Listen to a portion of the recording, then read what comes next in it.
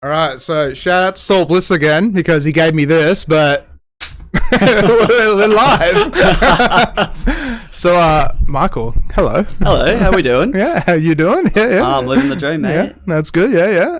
So, Kid Caird. That is me. That is a name I go by. Also go by Michael, my actual name. Yeah. But yes, I am Kid Caird. And like I was saying just before we went live, like you're a bit of a local legend in my opinion. You've done quite a lot. You could definitely say I've done a few things. I've dabbled my feet in a few ponds of expertise. But yeah, I guess I've been in the Perth nightlife industry for 7 years now, ever since I turned 18, 25 now.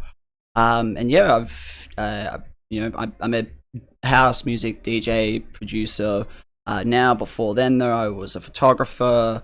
I've done a bit of events management, so yeah, I've done a few things. And so you started off with the photography, did you? I did, yeah. So the way that I sort of started off with photography and I got into that was well, also, like, how did you get into everything? Like, yeah, how did it?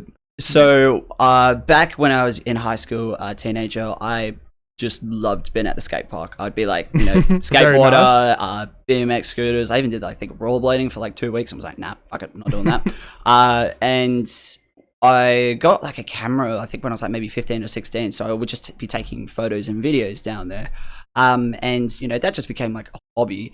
And then when it got to the time where all of my friends from high school started turning 18, I have my birthday in October. So I was one of the last people of my friends to turn 18. So it was like at the start of, let's say this was 7 years ago. We're at it's a long time. So I think it was at the start of 2015. I got asked to photograph an 18th birthday, in January or February sometime. I was like, I've got no idea what I'm doing, so yeah, I'll happily do it. I'll just bring my camera. What camera did you have? Oh, it was like one of those, I think it was like a Nikon D400 or something. So DSLR then? Yeah, DSLR, inbuilt flash and all that. Nothing like special, but it was actually like a really fun time because I just kept going up to people like, hey, you want a photo? So created a Facebook page, called it MC Photography. It still is up on Facebook, so go have a look at that if you want to laugh at some really... So that's the camera there, right? The D400? D400, yeah. That actually looks like the camera there. That's a sexy camera. Yeah, it is a nice, sexy camera. Then I just started to photograph all my mates' birthday parties, for 18ths and all that. And, not so much because I wasn't a professional. I was just doing it as a hobby. So I'd be like, $50 here or there. Or yeah, that's the way to do it, right? Yeah. Or like, buy me a carton of beer. And that's exactly what I used to do when I was DJing. I'm from Bustleton. Yeah. So I'd just be like, give me 2 6-packs of Corona and I'll rock up and DJ your party. Right? We're simple men. That's all it takes. It's the perfect way to get into the industry. Not into the industry, but to start out somewhere. Yeah, that's it. It is the perfect way. So so as I guess the year progressed, I was shooting a lot of birthday parties, and I met a lot of people doing it because you get hired and booked to do different people's birthday parties. A whole wide range of people are going to rock up. And I shot this party with Michael Bell was there. So he is a DJ. I don't think he DJs that much, but he was DJing quite a lot, doing a lot of Metro's Fremantle, both Wednesday, Friday, Saturday nights with Darren D. Tuck. Oh, yeah. And I'd met him there, and we got chatting and whatnot. And then that was just like, I guess, the first interaction. And then I think it was like a month after that, I had my birthday.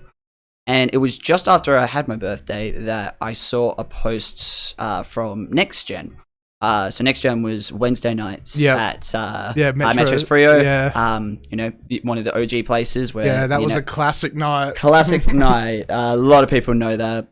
And they were looking for a photographer, and I can't remember if I hit up Michael because I knew he was a part of the crew that was ran the night, or if he hit me up. But basically, we got chatting about it, and he said, come on down for a trial night. So tested that out, and I was like, it's pretty much exactly the same as just shooting parties. You just go up to people, ask you want photos. Just a bit more wild in a way, right? Or... Yeah, because you've got more alcohol, I guess, encouraged. Even though parties obviously very alcohol encouraged, but I started the trial, and I got along with all the boys there, and all the regulars there.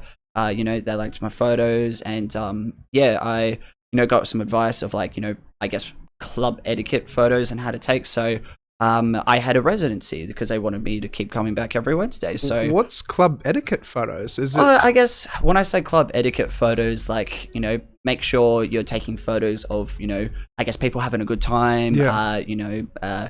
If there's like a full dance floor, that's a preferred photo than it not being. So, there's like peak times to do it. It's all like minor stuff. I say club etiquette photos, but just like stuff that I didn't know before. Obviously, Michael told me about it. So I was then brought to, I guess, the limelight of like, oh, so this is what I have to do. And I did it. So then I got a residency. So I got a job out of it. How long would you do it for? Like, what nights were you doing photos for? So this was every Wednesday night. Okay. And it would start at 10 o'clock. And I think it would go, 2 to 4 or 5 in the morning if people were obviously still there. So holy crap, on a Wednesday night, that's pretty good. Yeah, and a lot of the times it did finish at 5.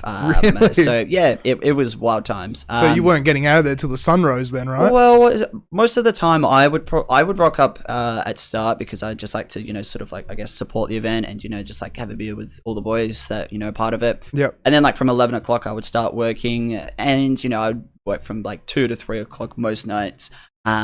Sometimes if it was really still packed, stay till 4. So I was doing this, and I did easily next gen for, I want to say, anywhere between a year to 2 years. And I was doing all this while I was working full time at a city beach in the city. So wow. Surf, skate, retail store. I just needed a full time job. Yeah. And then I picked up next gen. So Thursday mornings or days were a bit rough for me because getting in. Yeah. Oh yeah. So yeah, that's, I guess, really how I started. Where it was just photos at mates' parties. I met a lot of people. I guess networked, and then when the opportunity came, I think I did send out a message to Michael and just got to chatting. Went for a trial one, and then I had that residency for a year to 2 years. And so how would it actually work with the photos? So like you take all the photos, then you obviously go home and like, would you edit them and filter them and all that sort of stuff? Yeah, so you take the photos, obviously you go home, there's normally like a logo, so there was like a next gen logo, you attach that to all the photos, apply, like filters or just, I guess, edits in Photoshop or Adobe Lightroom. Yeah. But that was very much where I was still at my, I guess, beginner phase. So yeah. I think for the first like 6 to 8 months, I didn't apply too much editing because I didn't know about it and I was still learning. So you didn't study or anything? You kind of just went into it? No, as I said, I guess at the start, it was really just a hobby for me. So I learned just a lot of like, YouTube edits and a lot of, just, I guess, trialing and erroring. It was where I guess I really learnt my most with photography is where I met my best mate, Furman. And he helped me, I guess, break more into the photography scene because I only had the one residency for a while at Next Gen. Yeah. And then after a year to 2 years, there was another Wednesday night at Amber nightclub called Cactus Wednesdays. Ah, yes, I remember Cactus. Yes. Shout out to Furman as well if he's watching. Shout out to Furman. Yeah. So Cactus Wednesdays was good, and I think Philly Blunt and Gengo were running Cactus Wednesdays. I've had them both on here. They're amazing people. Absolute so cool. rad dudes. Big shout out to them. Got a lot of respect for both of them. But yeah, they wanted me to take photos there because they'd seen my work. And I had already been to Amber for quite a bit of time there. And it was kind of good to an extent that I did that transition to Cactus Wednesdays at Amber because I think it was either before that, it was either just at the same time or before, there was a photography internship sort of happening within Boomtick. So Boomtick was an events company that was sort of managing Amber, Villa. They do slims as well, don't they? They do slims and, what was Nevermind Small Club is the latest, but it was Fly Ride at the time. So they were doing like all those 4 venues, and they were running this photography internship. And it was me, and then I think 2 or 3 others that we applied and we obviously got it. And they were just basically experience for photographers to come in. And it actually was before Cactus Wednesdays because I remember I was still very much. I think I was just about to turn 19, so still 18, and they booked me to photograph. Villa sold out show for Karmada. For Karmada back in the day. Crap. And like this is like probably like this was my first photography gig outside of Next Gen Wednesday. So still very I guess new to the scene, and Yeah. I knew of the music, but I just didn't know, like, how big. And being at that show, I was chatting to them backstage, and yeah, they were like really like dope guys, very down to earth. But It's always the case though, right? Where just most of the artists that like go on tour and stuff, they're just down to earth, nice people. Like, yeah, we're all in the industry, and it was really easy just to, I guess, have a good chat with them. And then seeing Villa sold out first time, and I'd never been to Villa before, so I was like, I didn't know what to expect. Rocked in, and it was just full packed. And this is like people hanging over the balconies, and eating up all their music. So that was a full experience. Then I did Cactus Wednesdays for a bit. So I was doing that, and more, I guess, photo gigs that I was doing. I obviously, had heard of Furman. I met him a couple of times, and with the more that I guess we were sort of like meeting face to face, he ended up needing to take on another worker for his company at the time, which was Next Level Perth. Okay. Because he was taking photos for Basement, Japan 4s, and like Young Chars. They were all huge events back then. Yeah, back in the day in Amber. There's definitely more, but basically he just needed I guess another sort of person to do it. And because I was around and was chatting to him, he sort of took me under his wing, and he probably showed me more about the photography side, about these are the edits you should be applying. This is sort of like the best way to take photos. You want to be at the club from this time to this time. He taught me a lot about club etiquette, I supposedly, but from a working point of view, not from like a patron point of view. Yep. Which a lot of those skills that I learned there, you can still obviously be applied to today. So with the more work that I was doing with him, obviously I met a lot of people. I was taking photos at Cactus Wednesdays when it was still running, doing all the Yum Chars. There was another one at Amber. I can't remember the name. If it comes to me, I'll obviously say. But then I was helping him do the Basement photos. This is every month back in easily 2016. That would have been so full on. Oh, it was full on, because Basement would without a doubt be sold out. Yeah, and, every single show it was. Yeah. And I am a lover of my bass music. Before a house DJ, I was a dubstep and drum and bass DJ. Very nice. I still love listening to it nowadays. When you just in that mood and it gets you going. So being able to work a Basement and then see all these amazing acts come in, it was just absolutely unreal. Because you would have managed to meet with doing Basement, you would have managed to meet a lot of the artists, right? Yeah, a lot of them. Too many names really to sort of I guess label off. But you ever meet a Gentleman's Club at all? Yeah, good friends with all the Gentlemen's Club. Yeah, because I've seen videos and they just look like just lads, basically. Yeah, they honestly are lads. Like Lewis, who Coffee, he is one of the most wildest dudes ever. Like, really? Full one of the greatest lads, but loves a fucking party. Really? Yeah, and he could outdrink anyone, I swear to God. No shit. Well, they're English though, right? They are, so they know how to drink. That's but it. Soul, Lewis, Armani, all of them, absolute lads. It's actually funny, for my 21st birthday, Soul Solomon, he actually came to that, because that was during the time of a concept where Joel and Zach got him to play. Yeah. And I remember it was the day of my 21st, and I get a message from Zach being like, is it alright if Solomon comes to your 21st? And you're like, and I'm like, fuck, is it alright if Solomon comes to it? Fuck yeah. I'd already met him once or twice, so when he rocked up, I was like, so, and he's like, Mikey. Very nice. I know, so I can he was on my 21st, it was fucking awesome. That would have been sick. Yeah, so I met a lot of great people at Gentleman's Club and all that. But when I was taking photos, there was sort of kind of a transition period where, I'd be taking photos, and then if I'm up in the DJ booth, sort of take photos. So if they're doing shots, I'm photos like this, and then I just sort of stop and just take a minute and watching them mix, and watching I guess the crowd be so intertwined with what they're doing, and hearing the crowd reactions. I guess a lot of the time it was more bass music back there, so filthy drop hits, and everyone goes, fuck, that, being up in that booth and witnessing it from, I guess, the DJ's perspective, that is where my, I guess, interest first sparked for wanting to be a DJ. I've always found it, just quickly, I found it so funny how it's bass music, it's always just like, yeah, fuck yeah, and this and that. And then house music, it's always like wolf whistles and woo kind of thing. Yeah, it's like opposites almost. It is almost like opposite ends of the spectrum. But I actually like, so if I'm like ever in a crowd, and you can always find me in a crowd going ham to any sort of house music or any music really. But if it's house music, and if it's like, even if like filthy drop or like a wicked transition that I never heard, I give the same face as anyone would for like bass music. So I'm like, oh, what the yeah, like just start going hard to it. Very nice. Yeah, no, I love giving those sort of reactions. Because they're true and genuine reactions.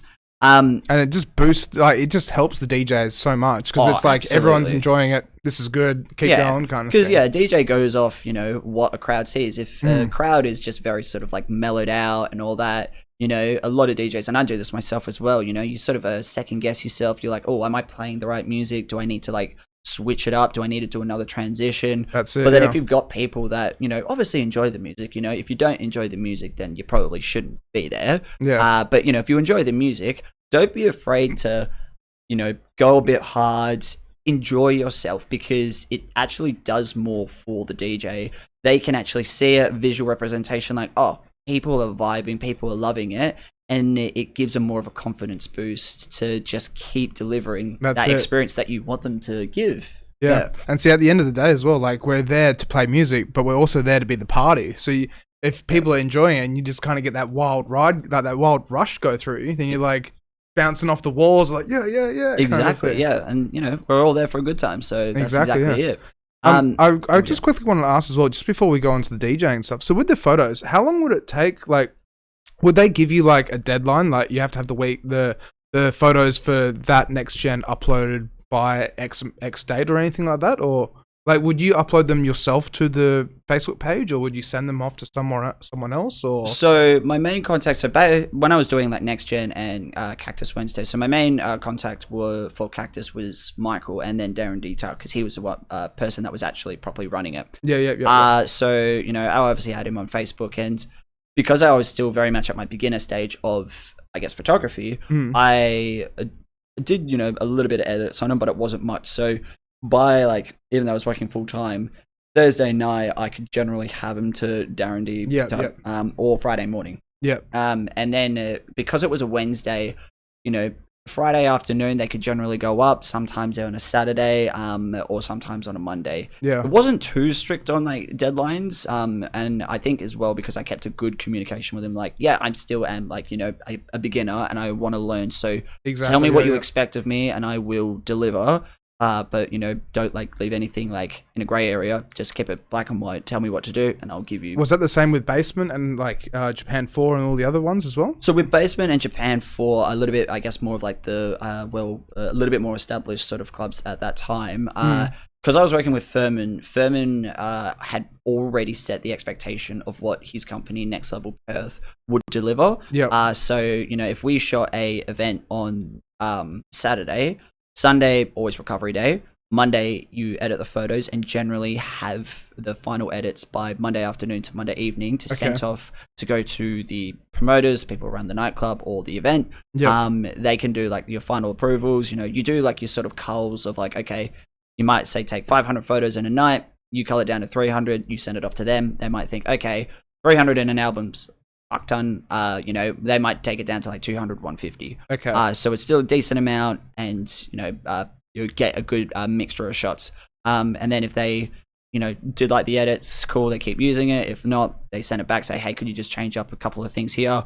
And then generally, I think it was like maybe by like Wednesday afternoon at the latest, that's where they get posted, because photographing events like Basement, Yumcha, where they were always packed out, so many people would be messaging the event pages, like, me directly as well, being like I remember this one time, I can't remember the event I was shooting, but I literally like finished up like 4 o'clock in the morning. I think I stayed around for like 30 minutes. And I was sober that night. I was driving, so I clocked off, you could say, around 4:30.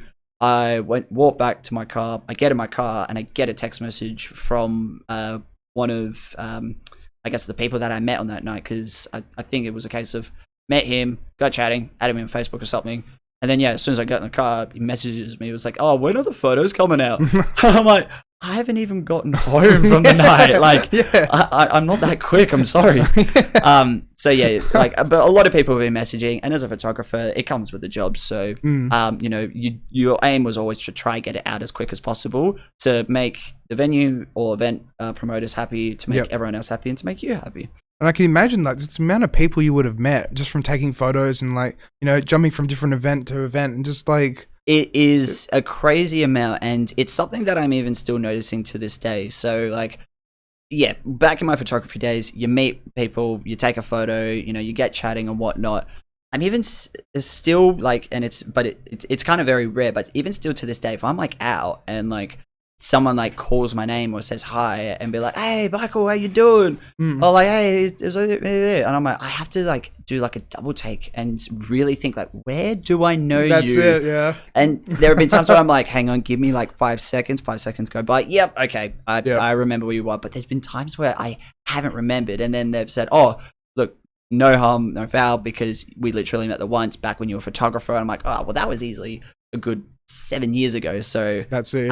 Yeah, there's been quite a few people that I have met just in Perth in general. So that's exactly it. And it gets to that point as well where it's like you don't want to be rude and you forget their name, but you just try and like, hi, I kind of remember you. But I am like by nature like a forgetful person. I will never I will never forget a face, but names I always forget. So to anyone, if I've forgotten your name, I'm sorry. I'll never forget your face.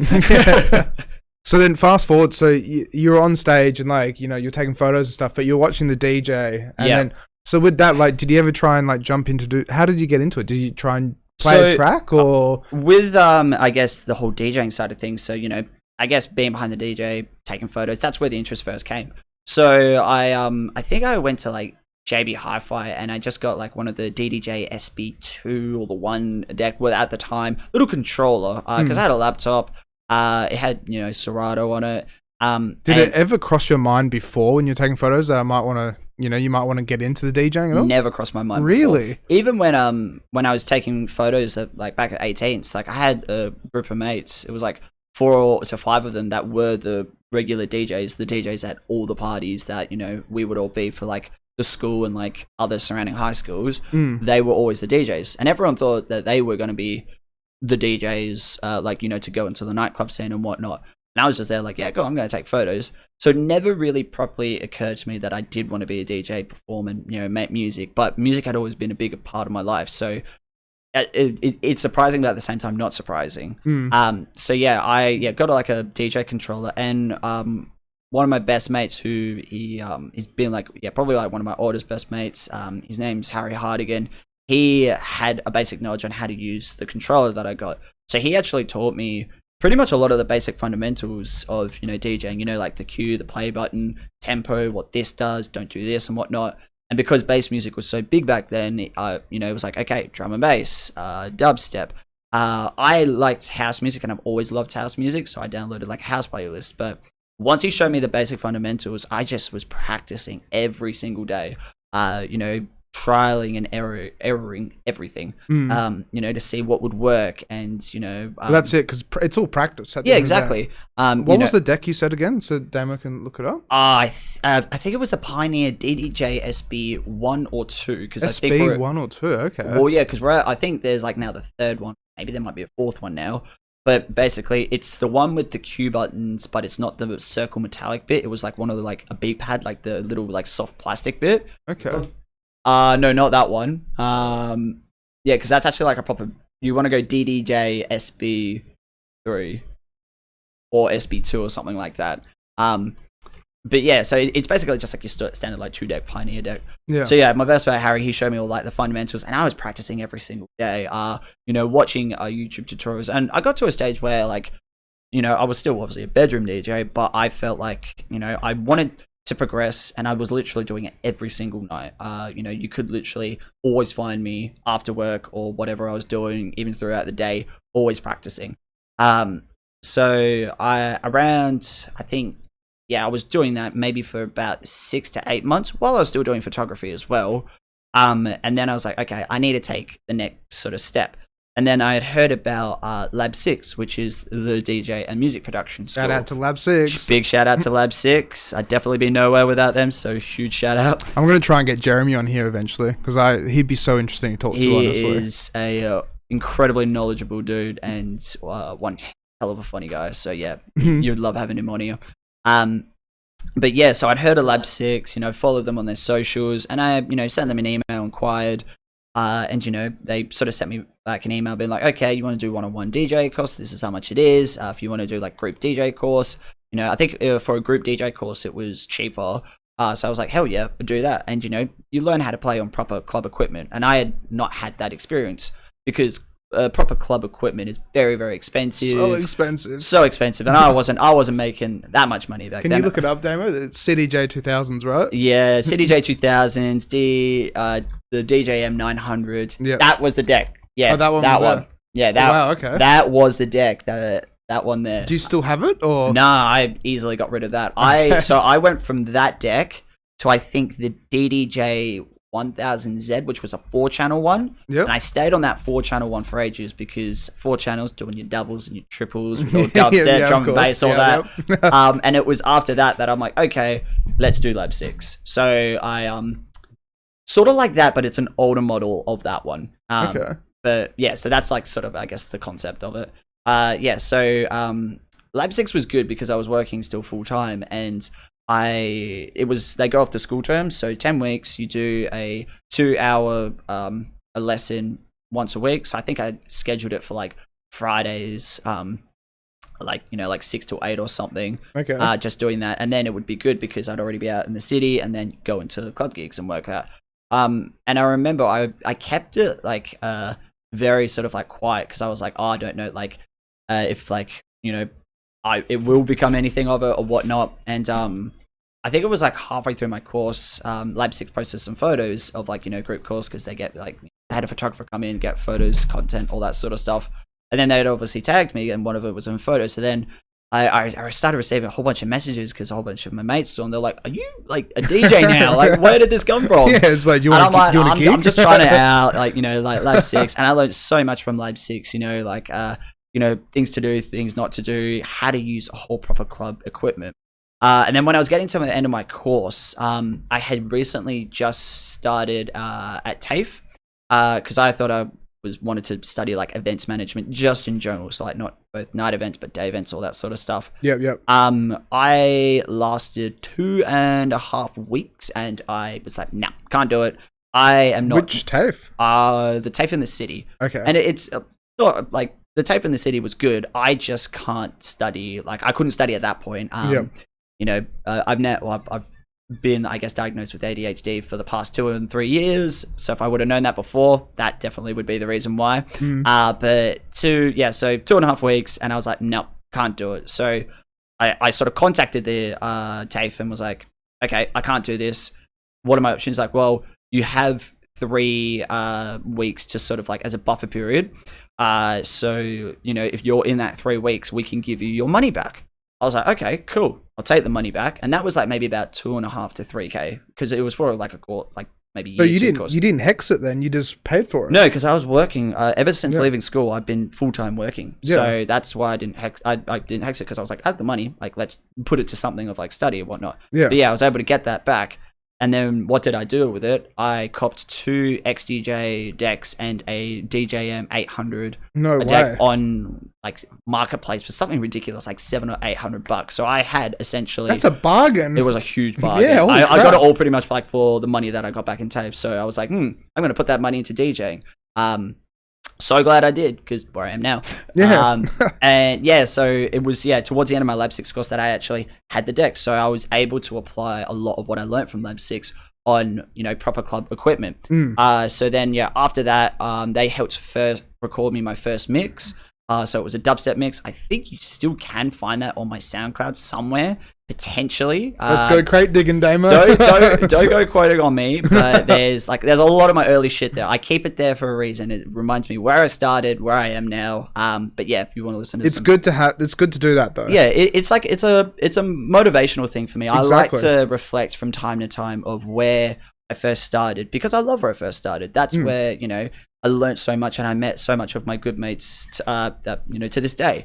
So yeah, I like keeping it up there. It's been like, yeah, this is where you started. This is where, yeah, that's it. Dubstep Mix 001. Oh wow! Yeah, it's right there.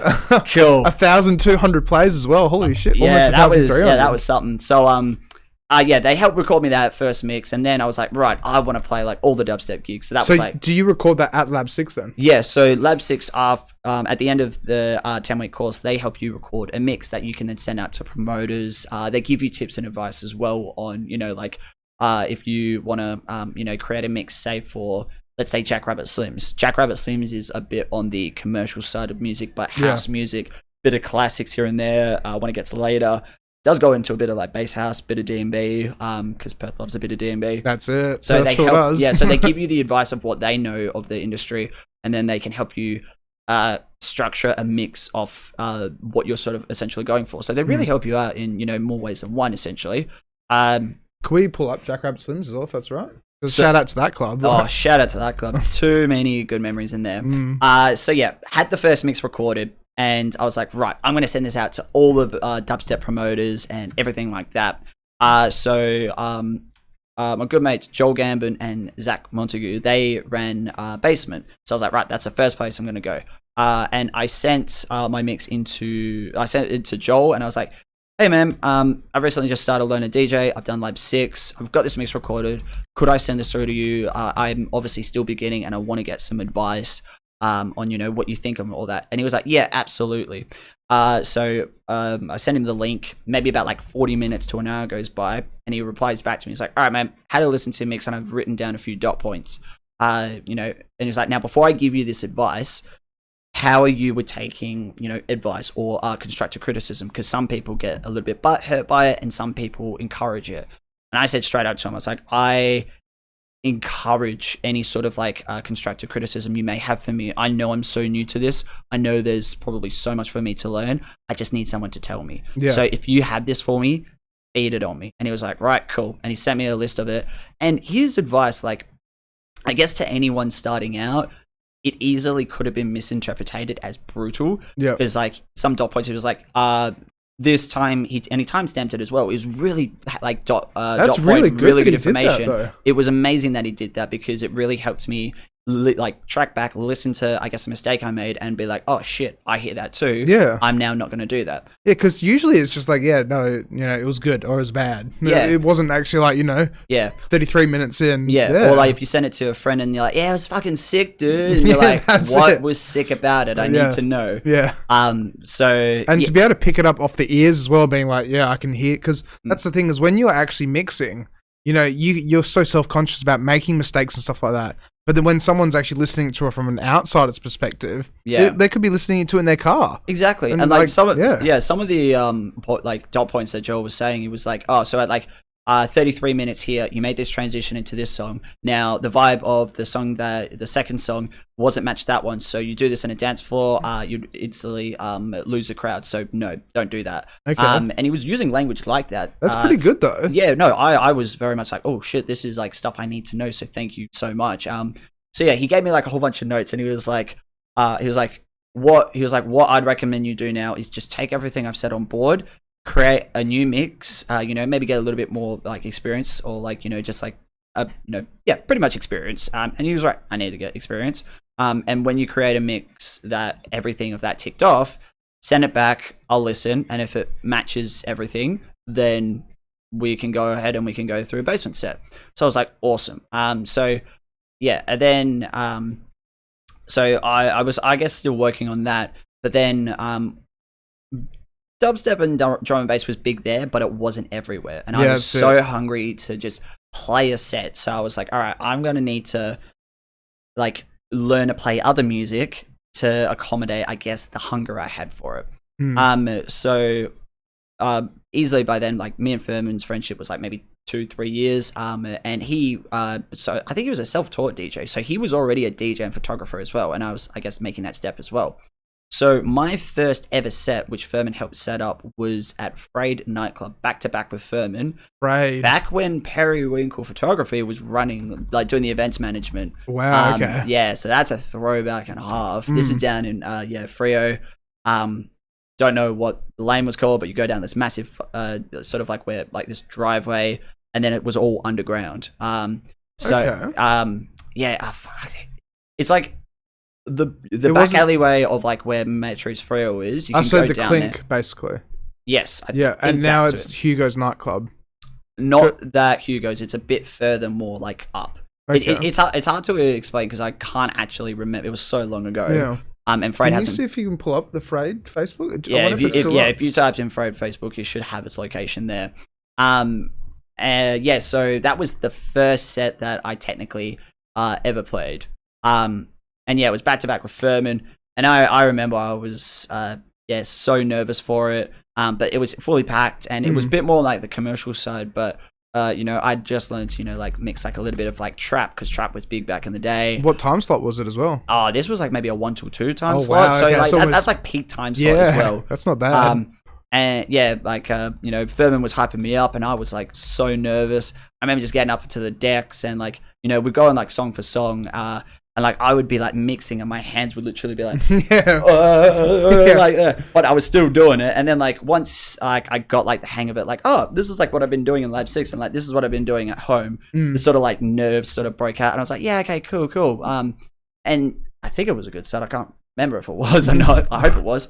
I just remember after that I was like, cool, like I've sort of like done that, and is the same as I was doing at Lab 6, doing at home. So I was like, cool, let's go. And then I remember, so I played that the Saturday. It was like the Monday or the Tuesday after, and I'd seen that there was this event called BARP, Big Ass House Party, in Ametros Freo on a Friday. And Nick Thompson was the promoter. So I think I messaged Furman, and I was like, hey, I was in this event. I'm south of the Riverways. Furman was north of the Riverways. He's like, nah, you never catch me going down that far. I'm like, yeah, I'm not talking about you. I'm like, do you know who the promoter is? Because I want to contact him. He's like, oh, I believe it's Nick Thompson. So I added him on Facebook, and I literally just sent him a message, just being like, hey man, how you doing? I'm a new DJ, just I guess surfacing. I was wondering if I could just send through a mix and see what you think. And I had created another mix with the advice that Joel sort of gave me, and I made it a little bit more trappy, commercially, mixed a couple of edits with it, because that came with practice, and had some recording equipment at home, because obviously with the help of Lab 6 they gave recommendations on like, okay, you can record your sets at home, you just need to get this and you need to get that. Sent that to Nick, and Nick was like, yeah, cool, awesome. Do you want to play this Friday?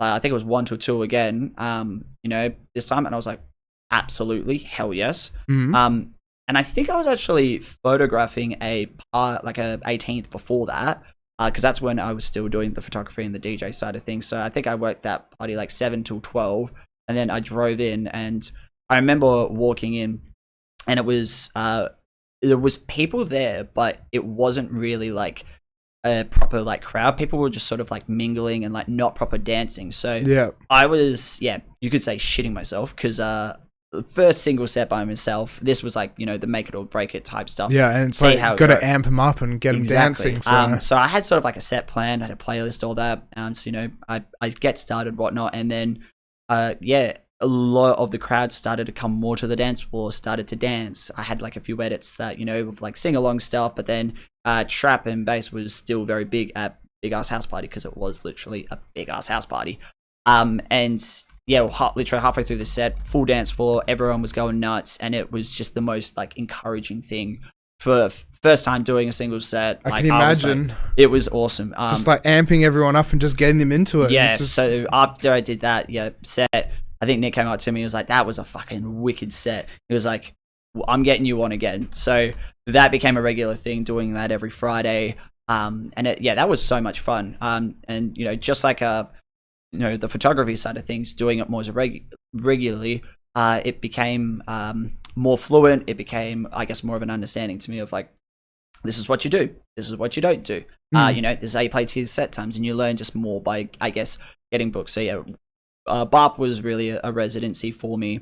And then I think, I got a few sets at Father, which was all right, never mind, small club. Yeah, latest, and Father's, it's not here anymore, is it? It's not here anymore, No. but Father was all trap music, and there were so many great times at Father. Yeah.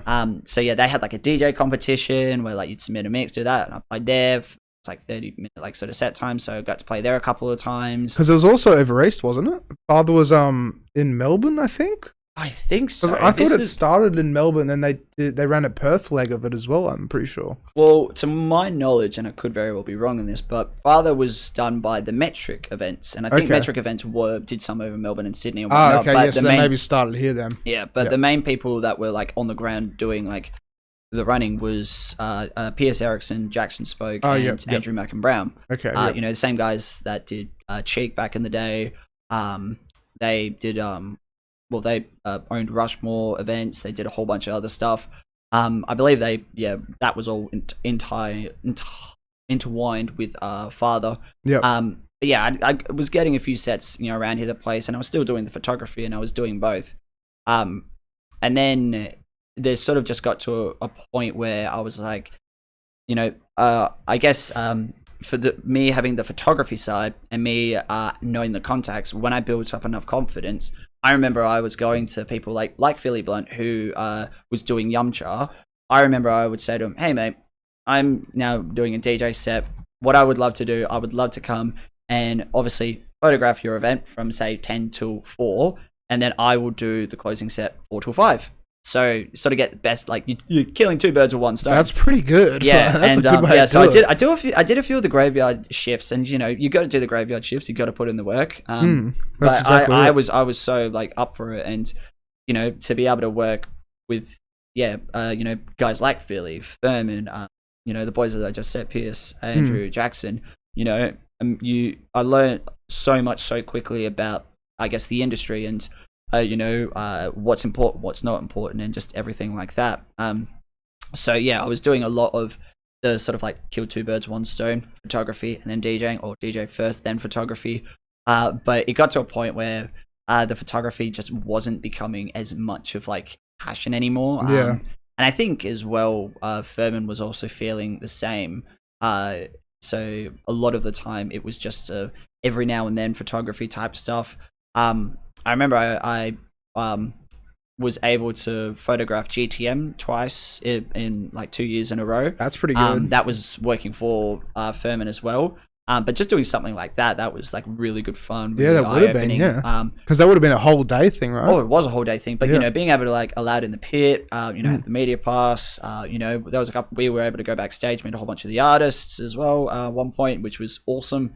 So yeah, the whole photography side of things was wicked, but yeah, it did get to a point where I didn't enjoy it as much, and all I could think about was DJing. So I sort of, I guess, took the reins full with DJing, and I think pretty much at that point I had created a dubstep mix and sent it to Joel, and you know then I started getting a couple of basement sets. There was another event based dubstep events going on at the same time called the Syndicate. I remember I really wanted to get into, you know, sort of you know, I wanted to play for them. And it turns out, well, if you didn't already know this, but the person who actually runs Syndicate is actually Jeff Shrapnel, same dude that does Inhibit. Okay. So he's got like sort of like two projects there. So when I really wanted to inquire with Syndicate, I found out that Jeff and the Inhibit office had merged with Joel and Zach. So they sort of had joined two offices. So it was Jeff and Jack Manoni, sort of as like Inhibit, and then Zach and Joel as Basement. So when they merged the office together, Joel was sort of doing the liaison, sort of like promoters and whatnot. So I think I messaged like the Syndicate page or something, and then I got a message from Joel, and he's like, "Well, look, you can join the promoting team, you know, sell tickets and whatnot." I was like, "Yeah, absolutely, I'll do anything like that if I can get my name and foot in the door. I'll do it." So I became an event promoter for Syndicate. You know, I was able to go to a lot of their free shows, and then this was obviously around the same time where I had sort of, I guess, applied what Joel said. Got a set at Basement. I then got a couple of sets at the Syndicate. And then, by that stage, I'd sort of like ticked off everything I wanted to do for like bass music. But then I was playing a lot of, I guess, commercial gigs. So Cheek every Wednesday. That was massive. You were playing at Cheek as well. Yeah, I got in with Cheek because rest in peace, because it's not there absolutely, anymore. rest in peace. Too many drunken times there that I can't remember, and I probably shouldn't remember. That's Cheek for you. Oh, that is definitely Cheek. Yeah. So yeah, playing there, and anytime there was like events, I was sort of just inquiring, and I just was pushing myself out there, finding out who were the event promoters, who and there were different ways that I would find that out. You could sort of like, if it was like a certain nightclub. So say for example, if I wanted to play at Amber, you could type in Amber nightclub in Facebook, and some like people mostly will put like Amber as like their workplace. Whether you're a glassy, whether you're a door girl, or bar stuff, all that sort of stuff. Yeah. So it would come up with people there. You meet venue managers that way, so you can put like faces to names. But the best way to obviously meet people is just I would a lot of the time, if I wasn't doing a photo gig, wasn't DJing, I would just go out by myself to places like Amber, to places like Fly Ride, Jackrabbit Slims, just to talk to people and hang out, and just hang out. It's so important, honestly. It really is. Showing your support for events is the most crucial thing you can do. And making yourself known. It's all well and good going to an event and showing support, but if you're not going to make yourself known, if you're not going to introduce yourself, if you're not going to take that first step, who's going to do that for you? So that's one thing that I really wanted to make sure I was doing, and I was breaking through. I was just going out and meeting a whole bunch of people, and that's how I met all these really great people in the industry who are my really good friends still to this day. At that point was doing both, like I did like all the bass gigs that I really wanted to. I was doing all like commercial gigs, all that sort of stuff. I pretty much had, I think, like hung up the camera by then, and I think was full-time DJing essentially. Yeah. And when because you still had a full-time job though whilst you were still DJing, right? Yeah, so I always have had a full-time job any time that I've done it, because it's just security, it's backup. It is security. So like the full-time jobs I've had, I started at like City Beach retail clothes store, and then that just sort of like got too much, and then like my best mate Hudson, he got me a job at Bounce. Now that wasn't full-time hours, but that was just so much fun. It would have been, yeah. Literally, the job entail was just jump on trampolines and make sure kids don't hurt themselves. That's all you do at Bounce. Yeah, that's Shit, I should have got a job there. There's more to it, but in a nutshell, that's the best way to explain it. Yeah. So yeah, and I did that for ages, and I was getting quite a lot of like shifts there. But then it got cut down to like weeks and all that. But I did Bounce like year and a half. Would have kept you pretty fit. Oh, it did. The stamina, man. Like, I don't have that stamina now. I wish. There's so many times I'm like, oh, fuck, I wish I had that stamina at Bounce, because just jumping up and down, my core strength was like fucking rock solid. Yeah. Like, I'm a ski man already, so like you could see that. But yeah, so then it got to a time where I was like, I only get like maybe a shift a week, and I'm like, this isn't paying the bills. Like, I need something. So I was looking for full-time work. I had a stab at Flight Center, I think for like 8-9 months. I thought, I was like, yeah, I sell travel. I'm passionate about. Just like in the call center part of it, or like no, actually like working in like sort of like actual like shops and whatnot. Okay. And the first team that I was with was actually at Melville Shops. Actually probably not too far from you. Did you ever work with a girl called Sam Casey? I can't remember if I did. I probably didn't, because I was in like Flight Center for a very short time. Yeah, that's all right. But like at that Melville shop, it was like maybe 3-4 months, and then that shop actually got closed. So then I got moved to the Bull Creek one, and I don't know if I didn't gel with the staff members or whatnot. But at that time I was like, nah, this really isn't for me. Yeah. So then again, I was job hunting, and I saw that JB Hi-Fi were hiring a portable audio sort of salesperson, and I'm thinking to myself, fuck yeah, audio, that's me. I love audio. Let's apply for it. Yeah. So I applied, with a resume. I got an interview, and I remember this was for the Osborne Park store, and I'm still working there to this day. I remember walking in, and I walked past like the camera section, and I just hear this, "Oh, hey, Michael, what are you doing?" I look over, and it's one of my mates, Alex Timms, who works there, who I had no idea worked there. I'd seen him out, like, when you go to an event, whatnot, bass event, and he was just working there, and I was like, "What are you doing?" He's like, "I'm working here. What are you doing here?" I'm like, "I'm got an interview." He's like, "Sick." So very nice. Yeah, it was fucking awesome. But that's what you want though. It's like working yeah. with your mates, because then it's just fun. And yeah, so I did the interview process and I obviously got the job. So yeah, it was like I guess I was in like the audio section, cameras was next door, so it was like me and him. You know, he showed me obviously a lot there. And yeah, I'm still at that job now because it's Monday to Friday retail. I do audio products. You know, head audio person for Osborne Park. You can call me whatever. But yeah, it is a good job. So I do like obviously having the security of, you know, full-time job. And, you know, for any upcoming DJs, photographers or anyone, it's not a bad idea to have a full-time job and still do your creative work and all that, you know, having that security. And having that regular income come through can help pay for a lot of things like DJ equipment or photography equipment or lessons or whatever it may be. So it's not a bad idea. Get amongst it. Just on the know. in the know-how. Yeah. So yeah, that's in terms of like I guess the full-time work that I was doing. Yeah. And then so with the because you were doing the DJing at the same time, but then like when did you start? Because you were doing dubstep and everything. Yep. And then how did you started dabbling in like more commercial?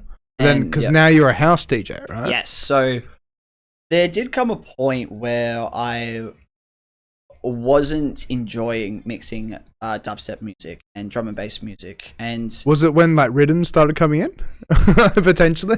I don't think that was a reason, but it was around that time, so it could have been portrayed as that. But I think just personally for me, like I think like as I said earlier, I had always loved house music, and that just came more and more because I went to a few house gigs around that time. And you know, the environment that you can just get at a house gig, everyone there is there for the music. No one's there to get so fucked up, and no one's there just for like a social climbing thing. Everyone is there for one thing, the music. And as a DJ, as an event runner, you name it, it was like that. That's the best thing that you could ever ask for. So yeah, I think for me personally, it just wasn't something that I was interested in. I'd still listen to, you know, bass music. You name it, I still loved listening to it, but just DJing it wasn't the passion. So when that thought was sort of really coming through, I was obviously promoter for Syndicate, which was a dubstep event. And then I became head promoter, so I was just sort of like managing it. And I really enjoyed the whole management side of things. So what would be involved with being a head promoter? Head promoter is just basically making sure that all the other promoters are selling tickets, you're staying on top of it, money collection, all that sort of stuff. Okay. But I really enjoyed it. And I'm like, okay, this is a way that I can be involved in events, but not have to so much DJ it all the time. And so I'm still getting, like, I guess, the best of both worlds. And then, not too long after, I was still like, okay, cool, like, you know, I was probably at like the tail end of like my dubstep sort of like DJ sort of gigs, whatnot. And, you know, mainly more like house music, whatnot. But I think at that time, Jack and Jeff and Joel and Zach that were in the office, I think they, the Inhibit boys moved a different office, and Joel and Zach went to another office as well. They either kept it or they went to another office. Yeah. But then Jack, because he's from Bunbury, I think he moved back down to Bunbury to do work there. So Jeff was sort of looking for... Oh, that's where I've heard the name Jack Manoni. Yeah, Jack Manoni. Yeah, because he used to do Exit and stuff like that, right? And he used to do Exit and Throwback. And Throwback, okay. Yeah, that was, big event, fucking down in Bunbury, huge parties there. Yeah, and like Jasper as well, right? Correct, yeah. I think Jeff was looking for someone, I guess, really to maybe like take a bit of the reins and do the event management for Syndicate. And because I was head promoter, he hit me up, you know, we had a meeting, and that meeting was really just us chatting about, you know, like, I guess what his vision was, what I wanted to do. I said that I really liked like being involved in events, but like DJing, I could do the DJing type stuff, but, you know, to have like a little bit of control and a little bit of like say over it, you know, and like choose who get to play and whatnot, give him ideas, you know, I'd love that. So I then started doing events management for the Syndicate, and that was that would have been pretty awesome then. It was really awesome because I was booking all like the local artists, so I, you know, tried to set a really good sort of like I guess schedule, or like form of like, okay, if someone's playing 10 to 11, you're doing this. If you're doing 11 to 12, you're doing this. 12 to 1 and 1 to 2 was like the two artists that would bring, and then 2 to close, you go hard or you go fucking. Yeah. So I got to set that reputation, which was really good. And you know, meet all these amazing dubstep artists like Monks, Midnight Tea, you know, there was Eptic. There's so many there that, you know, got to meet. Ominous, you know, they all, you know, were just, I guess, amazing experiences. They're all internationals, aren't they? Yeah, all internationals. Yeah. Yeah, because Syndicate was definitely on the same level as like Basement and Filth, bringing out all these international acts. But yeah, it was just that would have been amazing, be able to like full on meet international DJs and like producers and stuff like that. And then to get their sort of like side of things as well, it was awesome. So I did the events management for the Syndicate for a year to 2 years, I believe. And very much like while I was doing that, I think like halfway probably through that, I was like, yeah, no, I'm not doing any more dubstep DJ gigs or like house commercial gigs, you know, make a bit of money. But the event management, I still obviously enjoy that. So I started doing that. And then I think a few nightclubs started to come through. So that's where Furman started up Club Humble. So I was obviously a resident there. That popularity picked up fantastically. And it got so huge, and it still Club is Humble so huge. is massive. It is so massive. Yeah.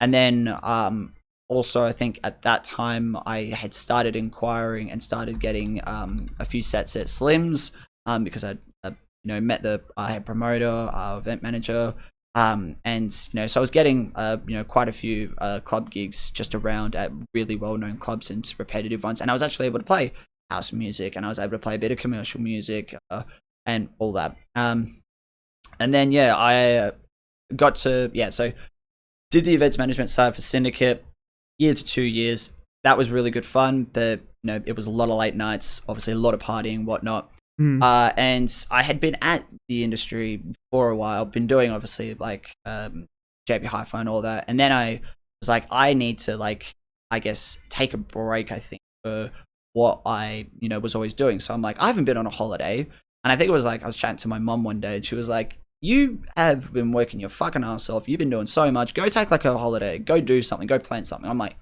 okay, let's do it. Yeah. So I put together and I planned like just like it's sort of like a 5-month holiday, but the first half was holiday, second half was working. Okay. So the itinerary was, I did a Kentucky tour around America. I did LA, Vegas, Miami, and New York. So that was like 3 to 4 weeks, hitting like the main stops, and that was unreal, awesome. It was funny, like 90% of the people in Kentucky were all Australian, so we were all just like there ready to get shit-faced and party. Really good times there. And I love New York. Like I had always dreamed of going to New York ever since like being like 8 years old. So being in New York was absolutely unreal. Lived up to every expectation. Whereabouts in New York were you? So like right in the in the heart. In the heart of it. Yeah. Really? Walking Times Square at night, just seeing all like the LED lights around. Oh, amazing. And then after that, I caught a plane over to Belgium and actually met up with my mate Alex Timms and a couple of his mates, as I said earlier. And we went to the music festival Rampage. I think that was Rampage. Yeah, that was 2019. 2019 Rampage, absolutely unreal. What type of music is it? Hard style or something? No. That's all dubstep and drum and bass music. Oh, really? Yeah. So 15,000 people inside like an indoor football stadium. It was absolutely unreal. I saw like Excision, Dion Timmer, Funk Case. He had like a AV set there. I think like in fact back to back Samplifier and Murder, they played that time. Andy C, Murdoch. That looks hectic. Yeah, and like the production was How wicked. many people go to that? They fit 15,000 in there. 15,000 people. Yeah. How close were you to the front row? Okay, funny story with this, right? Because I'm looking at this wall over there and I can see Aloof, which is Aloof, all mate Aloof. So shout out to the boy Aloof, and I know the story. He should know the story that I'm about to say. So obviously I was in Belgium. This was the first night, and I'm not expecting anyone there to know me or know any one of us. So we're just there, all that, and all of a sudden I hear, "Oh, Michael!" And I'm there, like I stop for a second. I'm like, "What the actual fuck?" Like here we go. Who is saying my name in Belgium? Like, what the hell? And I turn around, and guess who it is? Old mate Aloof was there. So he comes up and he's like, "Hey man, I don't expect you to know me, but like I know who you are. Like I followed you. I know like you're like your DJ, all that sort of stuff. Like this is who I am. So all that." So I was like, "Oh man, like I'm like I am like so sorry. Like I don't know who you are." But he was like, "Yeah, I'm from Perth. I'm here as well with my friends." And I was like, "Oh dude, yeah, I'm sorry." He's like, "No, don't be sorry. Like we've like talked maybe twice. Do not expect you to know me." And I was like, "Fuck." So we literally then like got a drink, and we just like I guess caught up because like, 2 Perth people in Belgium was awesome. Yeah. So then, we literally, partied all together, sort of like our group and his group all together at Rampage. And I'm still good mates with him to this day, but I find that so funny that all of a sudden I'm in Belgium walking and I just hear my name and it's just literally right it's there. Like, oh yeah, what's up? And Yeah, like, so that I still look back and I'm like, that's fucking hilarious. That's awesome. It's such a small world, right? Oh, absolutely. It is the most smallest world. So then after Belgium, I was like, okay, let's keep the holiday going. I would always want to go to Japan. If you can't tell, all like Japanese like tattoos, like shit there. Love all the sort of stuff. So yeah, and I did you get them done in Japan as well? Nah, I kind of wanted to. I got it done after, and that's where like I guess obviously the inspiration really did come from. Yep. So I did Japan for 2 weeks, and I did that with one of my best mates, Ashley, because we literally wanted to go for the same things. We wanted to go for the culture, and we wanted to go for the food. Too many times where people would be like, oh no, we want to go for party and we want to go for this. We're both like, nah, we've been mates for ages. We just wanted to go for the same thing. So nothing was weird, nothing was awkward. And it was like awesome. So did that. And then after Japan, I flew.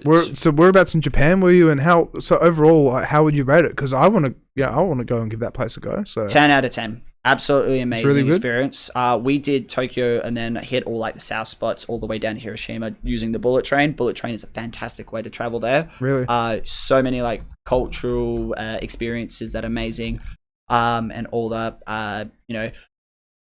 The one thing I will say is that if you're in the heart of obviously Tokyo, a lot of like the train stops, a lot of it is in Japanese but color coded. So it was very lucky because Ash was working on a cruise line ship doing like beauty cosmetics or something, but she met a lot of friends that international obviously go on it, and her friend Mitsushiro, we called him Mitz, he lived in Japan, so he said, if you guys are coming over, I'll show you guys around. He was like a literal miniature tour guide, and he saved our asses a couple of times where like we didn't know where we were going, and he would just like look up a sign and be like, yeah, right, cool, we're going that way, right, we're going that way. So we just be like, okay, we're following him and all that, like just follow where Mitz is going. You see him walk, you walk. Yeah. So yeah, that was just really handy having it. Would you say it's really safe as well? It was safe. You got people everywhere, and not one time did we feel unsafe. Like we needed to watch over our shoulder. That's really good. It was really, really nice. Because see, that's the thing. I've been to China a couple of times, and I've been told it's like, well, in China, it's filthy. It is just so filthy. It's really ridiculous. Hong Kong's really nice. Yeah. But I've been told in Japan, it's like the complete opposite. You could almost eat off the floor. It's that clean. It is. So everything you've been told, exactly that. Okay. So yeah, then the next stop, I went to Koh Tao, which is an island in Thailand. Now, the reason I went there is there was an opportunity to DJ at Fishbowl Beach Bar. And I got that through my good mate. Fishbowl Beach Bar. Fishbowl Beach Bar. So this is in Koh Tao Island in Thailand. And I got that through my mate Jake Stone because he had done that before. Oh, really? A couple Okay. of years. Yeah. He put out like a status. This was before I went on my traveling. And he was like, hey, any DJs wanting to live the luxurious life of DJing on a tropical island? And I was like, yeah, fuck. That says Vroom. Vroom is like, yeah, living on the island. Good dude. I can shout out to Vroom. So that's where I was. And believe it or not, Koh Tao is where I met my now wife, Georgie. Wow. Yeah. You met your wife in Thailand? Yep, on the first night that I arrived there. So, yeah, that was the 17th of April, 2019. So how did you guys meet? That's so cool, though. All right, this is. I'll make this a quick but very good story. Yeah. So basically, I touch down on the island, get off the boat, go check into the hotel. I find where the sort of, I guess, club or beach bar is. I meet the manager. His name's Andy. We share a beer, sort of all that sort of stuff, and then he was like, oh, we're going to go to like these leaving drinks for like one of the workers. Do you want to come through? I'm like, I got nothing else better to do. I don't know no one else on the island but you. So yeah, fuck yeah, let's go. Mm-hmm. So he drives his little moped down and, we arrive and, I'm just sort of like standing around and then we see that obviously a long table. So that's for us.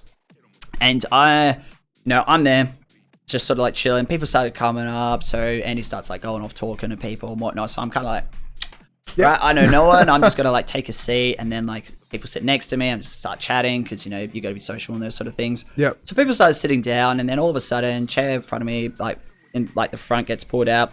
Someone sits down and who is it? It's Georgie. So I'm instantly like, I guess gobsmacked because I'm like, wow, beautiful girl sitting in front of me. What the fuck do I say? Like, what is the one thing that I do to like really like make a difference? Yeah. And I saw on her arm she had an outline tattoo of a tiger shark. Now, I have loved sharks ever since like year 6. Okay. And I still fucking love them. They're awesome creatures. I'm terrified of them, but okay. Dude, don't be. They're fucking awesome. Okay. Like they're just kind of like giant puppy dogs, but kind of not. You know what I mean? Yeah. All right.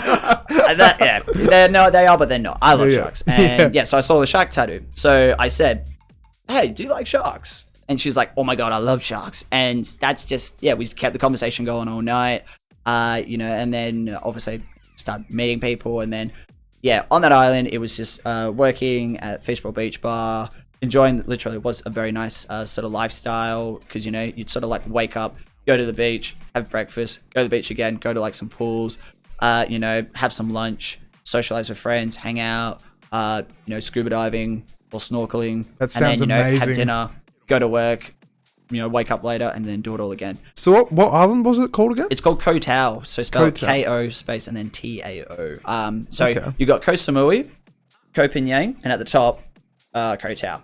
And then when I was on the island, I guess the romance between myself and Georgie just grew, and that's so cute though. It was meeting cute. on an island like that. I know. She's UK Cornwall. I'm Australia, so like two opposite ends of like the world. Yeah, we sort of like meet semi-center, but like more like Oz way. Pretty much when I left the island, we were boyfriend and girlfriend. Very nice. It was awesome. Yeah. But then I wasn't going back home after that. I went to Greece, Eos, because I was actually meeting up with one of my mates, Yowie, Ben Yowie. He had been over there for Europe for like 2 years, and Eos was very much like Koh Tao. It was a huge experience because they party fucking hard. Yeah, I've been told that. Yeah. I've interviewed Shannon O'Connor and he told me over there it just doesn't stop. It doesn't stop. You're starting work at 10, 11 o'clock in the morning. You go till 5, 6 o'clock in the morning. Yeah. And then you don't stop there. You go out after that to like the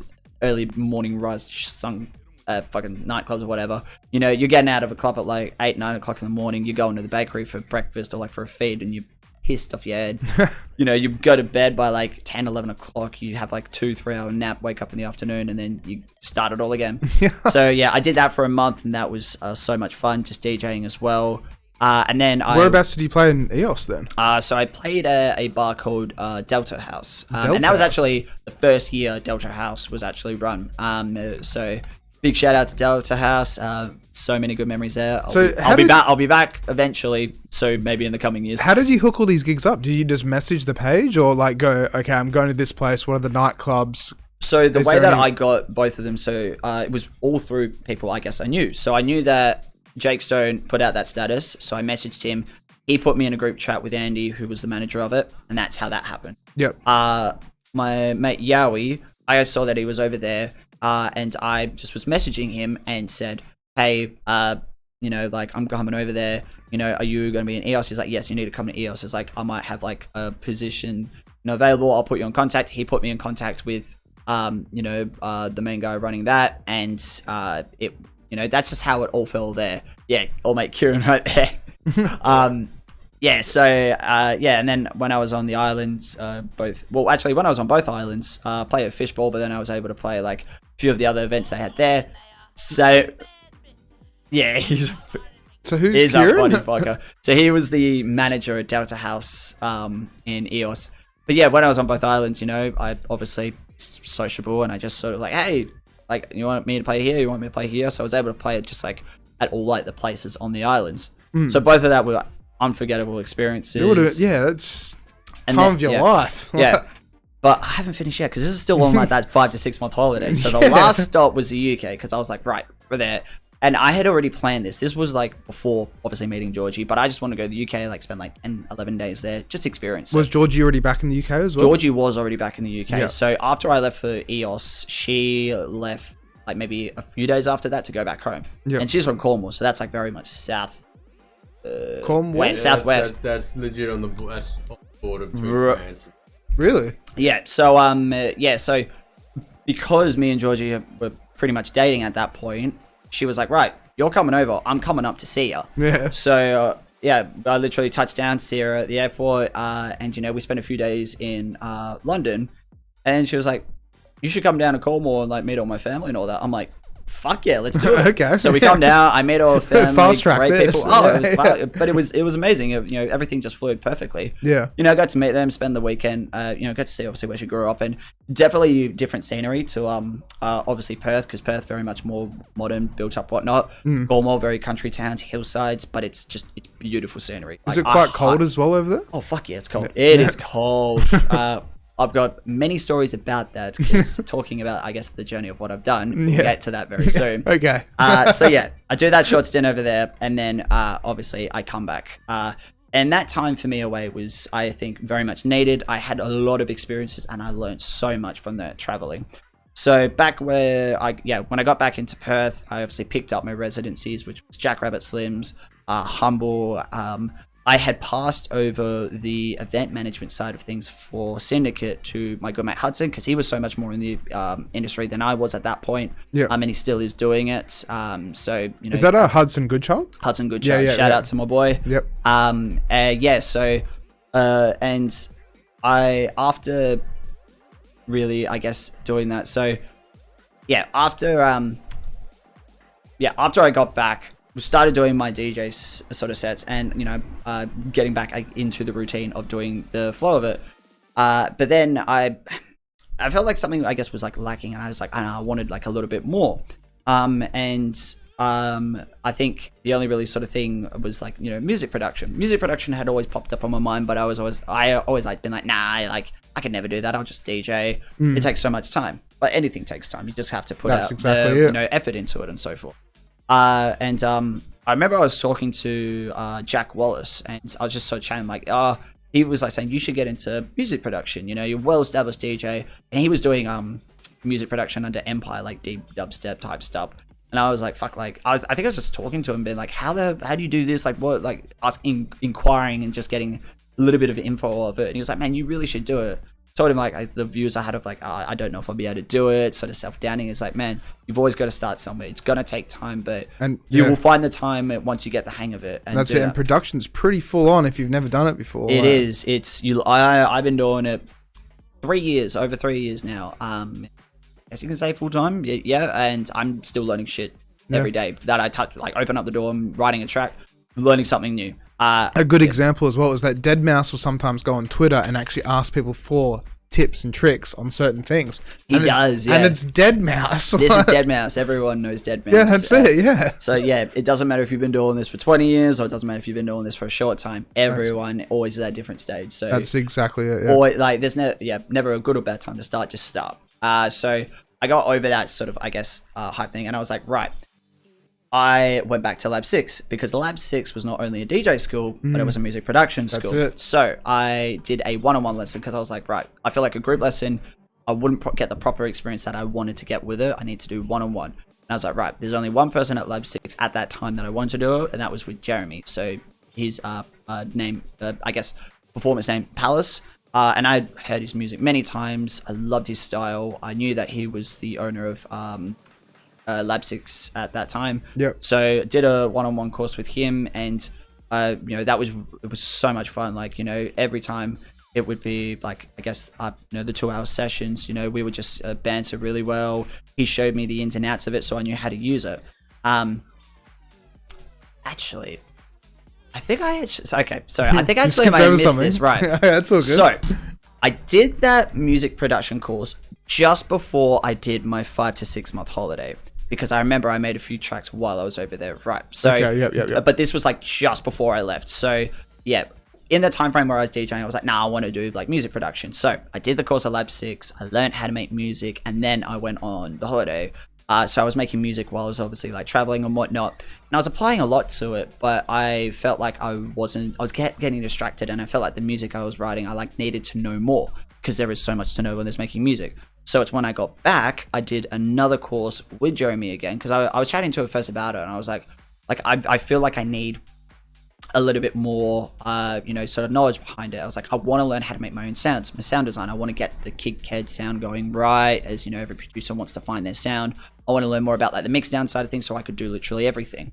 So it does come down to that. You have to kind of make your own sound, your own unique kind of vibe, right? Yeah, exactly. I mean, that's the way that you could really, I guess, be, identified, when your songs are being played. But having your own sound can be done in different ways. I mean, you could use the same processing technique to do your drums, and if you applied that to the same, every single track, they all can sound very similar, or you use different, similar elements for your vocals or things like that. So there's many ways that you can do it, but I knew that I wanted to sort of make more of the craft of making music. Yeah. So I did a sound design and mixdown course with Jaimie. So that was again another 10-week, 2-hour session, like once a week. Do that for 10 weeks. Now at the start of that, I was very informational, but I still found I get myself distracted, and I was like, all right, I was sort of like sitting down. I'm like, there's something going on that I need to figure out. And I was like, right, I'm getting distracted. And I'd always had like in my mind, I'm like, all right, I feel like I am ADHD, and it makes sense if I am, but I never properly know because I never crossed that, sort of, I guess, thought border. But because like I could literally like, couldn't even like sit in front of my own computer and like sit and focus to make music. I was like, right, I want to do this, so I need to figure this out. So did all the right things in terms of like error flow, all that sort of stuff. I got diagnosed with ADHD. No surprise really, but there you go. And then I remember, like after I started taking the medication properly, all that, I was just able to focus, and even just with like my music, but my DJing, I noticed getting better, being more in focus to be able to know what to play and what not to play. My friendships, my relationships, everything just got better. So I was like, wow, I feel like I just unlocked a whole new level of everything. It's like, like achievement unlocked. You progress to the next level. That's what it felt like. So yeah, I completed the sound design course with Jaimie. And then that really helped me sort of at that time. And then I guess, diagnosed ADHD. I made a lot of tracks like Ballin', which I released, I guess, by myself on Spotify. That was like one of the tracks where a lot of people noticed it, really thought it was groovy. I felt like it was on the tech house sort of track because I love my tech house music. Can we pull that up? We won't be able to play it though, right? Because it's copyrighted. But you might be able to play it. Is it on? So it's on SoundCloud or Spotify? It is on Spotify. On Spotify, yeah. Yeah. I mean, look, you can pull it up. Pull up the link if you want to play it. You can play it. It should be fine. But yeah, at least you can pull it up just to show you the people watching. But yeah, if you just type in Caird Ballin', it'll come up. But yeah, that was one of the first tracks where I was like, fuck, I really am happy with this shit, because this is like, it'll be quite a bit down. How long did it take you to make that track as well? Well, it's actually quite funny. So before I diagnosed ADHD, I probably had it like 20% written, and I had it stuck on 20% for quite a bit. Like I think it was like I had a build up, I had a drop, and then that's all I had. Ballin' right there. So I had that like maybe 20% written. I had that done for ages, and I found that once I had properly taken the medication for ADHD, I remember in like 3 hours I took the track from 20% to 80% completed. Oh, really? I'm not even kidding you. I remember like after that 3 hours I was like, what the fuck? Like my focus just came properly through. So yeah, that was like the first track I was like really, really happy with, and making that really good. And during that sort of time, like after doing the Lab 6 sort of course, my now wife Georgie, she had come over to Oz to meet my parents. She came out for like a 3-week holiday. That was during like September, last week of October. So that was good to sort of show her, and like she got to meet all my friends and whatnot. And then she went back home, and then so while I was still making music and releasing a bit of stuff like that, the original game plan that we had for 2020 was she would come over to Oz, we'd spend 3 months, we would then after that go back to Thailand, work there for a bit, and then I would then come home, she would go back, and then I would go over to the UK and I'd do a 2-year working visa. Okay. So obviously 2020 start of that, she came over like start mid-January. Was able to play some like really good shows like Seasons Australia Day 2020. I played that back to back with Furman. That was 15,000 people, and we played like 6 to 7 or 7 to 8. So that was like prime time. Like wow, okay, yeah, prime time sunset gig. It was so much fun. So for her to say that, I was like, nice, sick. Yeah, this is what I do, by the way. Yeah, like this is what I do. These are the people. Yeah, so very nice. I know.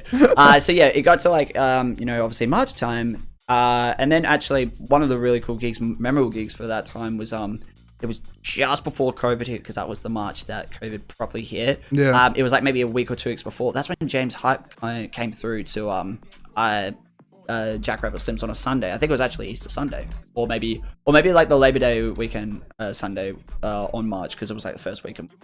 And I got to open for James Hype, and it was just really cool because James Hype is amazing.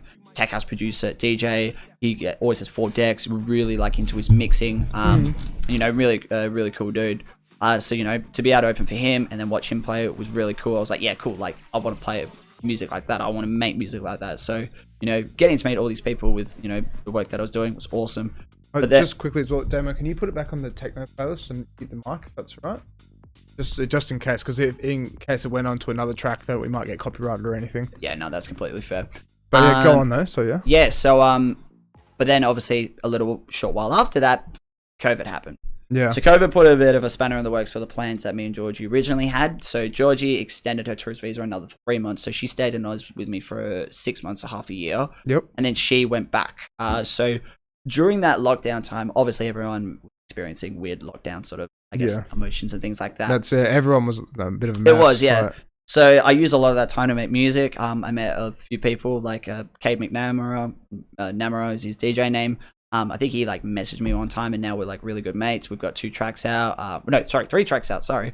Yeah. So like I fine tuned a little bit of the music skills, and then lockdown stopped happening, and we're able to play a couple of gigs. Georgie went back home.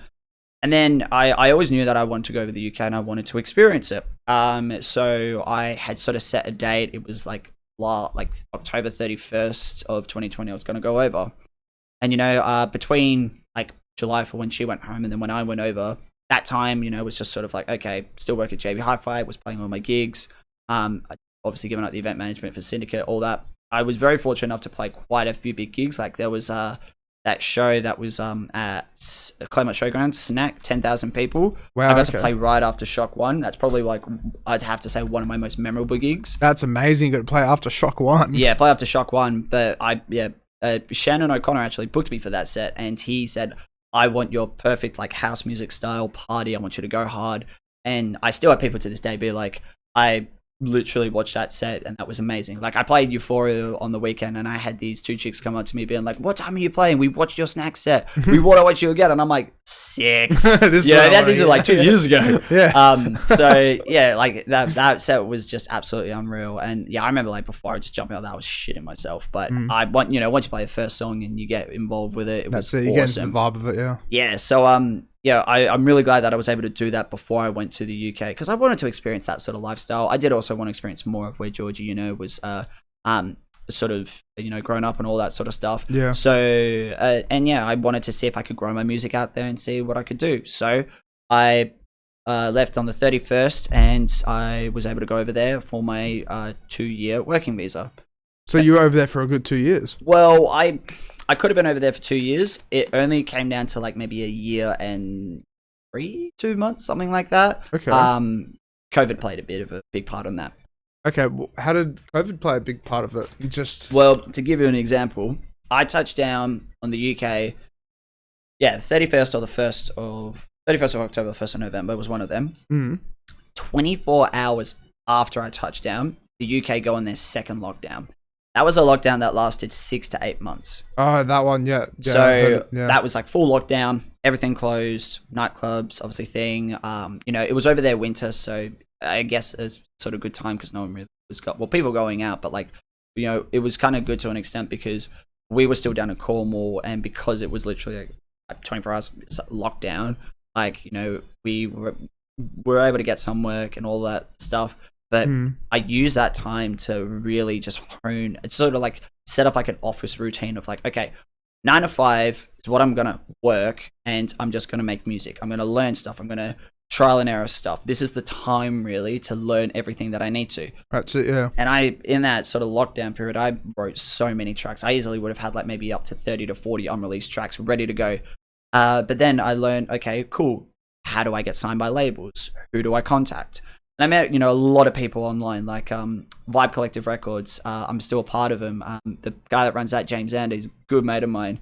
You know, I just, you know, I'm a big advocate myself, and this is the best piece of advice I could give to anyone watching this or any up-and-coming, you know, DJs or producers.